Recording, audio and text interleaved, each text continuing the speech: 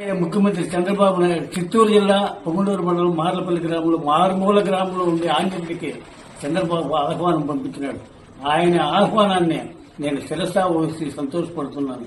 ఆయన పరిపాలన సక్రమంగా జరగాలని వేడుకుంటా ఉన్నాము. ఆయన పరిపాలన మెచ్చి, ఆయన మంచితనాన్ని మెచ్చి ప్రజలందరూ అమితమైన ఓట్లు మెజార్టీ ఇచ్చి ఆయన్ని గెలిపించినారు. 2019లో ఆయన మంచితనాన్ని మర్చిపోయి వేరే రాక్షసులకు ఓటేసి ఆయన్ని ఓడించినాము. ఇప్పుడు తెలుసుకున్నారు, ప్రజలందరూ తెలుసుకొని చంద్రబాబు మంచితనాన్ని తెలుసుకొని అమితమైన మెజార్టీ చరిత్రలో లేని విధంగా ఓట్లేసి చంద్రబాబును గెలిపించినారు.